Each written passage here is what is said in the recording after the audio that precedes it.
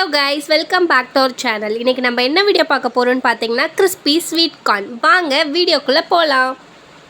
வாங்க crispy sweet corn எப்படி செய்கிறதுன்னு சொல்லி பார்க்கலாம். இதுக்கு வந்து பார்த்திங்கன்னா நான் 3 ஸ்வீட் கார்ன் எடுத்து கார்ன்லாம் தனியாக உரித்து ஒரு பவுலில் வச்சுக்கிட்டேன். இது வந்து இப்போ நம்ம வேக வைக்கணும். இது வந்து ஒரு 2 to 3 மினிட்ஸ் வெந்தால் போதும்.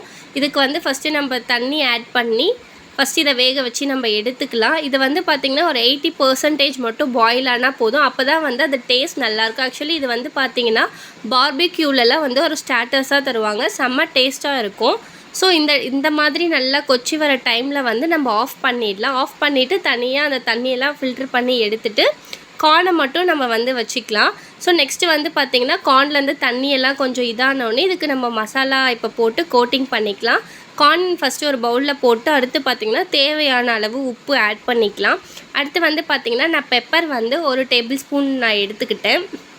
உங்களுக்கு எவ்வளோ வேணுமோ நீங்கள் அவ்வளோ போட்டுக்கோங்க.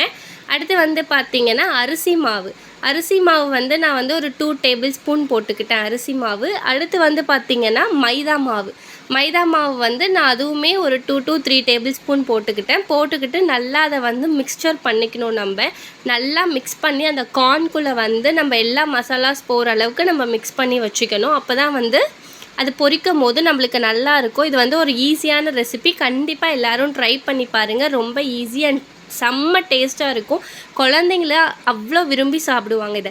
ஸோ இந்த அளவுக்கு நல்லா கோட் ஆனதுக்கப்புறம் பார்த்திங்கன்னா நான் அப்படியே சைட் பை சைடில் வந்து எண்ணெயுமே நான் வச்சுட்டேன். எண்ணெய் வந்து ஆக்சுவலி இதுக்கு பார்த்திங்கன்னா நல்லா காஞ்சிருக்கணும். அப்போ தான் எண்ணெய் வந்து இழுக்காது.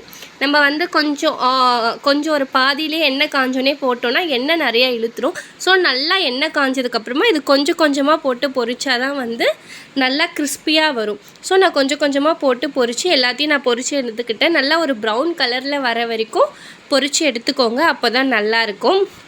நான் எல்லாத்தையும் பொரித்து எடுத்துகிட்டு பார்த்திங்கன்னா அதை இன்னொரு பவுலில் போட்டு இதில் இப்போ வந்து நம்ம கொஞ்சம் மசாலாஸ்லாம் ஆட் பண்ணணும். பாருங்கள் எவ்வளோ கிறிஸ்பியாக இருக்குது. பார்க்கவே டேஸ்ட்டுமே செம்மையாக இருக்கும். ட்ரை பண்ணி பாருங்கள். இதில் வந்து பார்த்திங்கன்னா நான் திரும்பி ஒரு 1/2 டேபிள் ஸ்பூன் வந்து பெப்பர் ஆட் பண்ணிக்கிட்டேன்.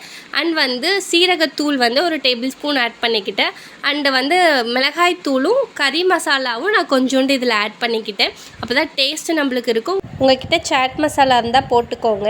எனக்கு சாட் மசாலா வேணாம், நான் ஸ்கிப் பண்ணிக்கிட்டேன். அண்ட் வந்து எனக்கு தேவையான அளவு நான் உப்பு ஆட் பண்ணிக்கிட்டேன்.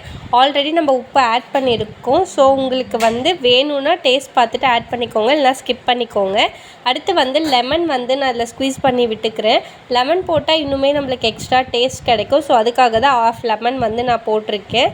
அடுத்து வந்து பார்த்திங்கன்னா அவ்வளோதான். இதை வந்து நம்ம நல்லா மிக்ஸ் பண்ணிட்டா நம்மளுக்கு சூப்பரான கிறிஸ்பி கார்ன் வந்து ரெடி ஆகிடும். இது கூட ஒரு டீ வச்சு குடித்தா ஈவினிங் டைமில் செம்ம டேஸ்ட்டாக இருக்கும். எல்லோரும் ட்ரை பண்ணி பாருங்கள். தேங்க்ஸ் ஃபார் வாட்சிங். மறக்காமல் சேனலை லைக், ஷேர் அண்ட் சப்ஸ்கிரைப் பண்ணிவிடுங்க. பாய்.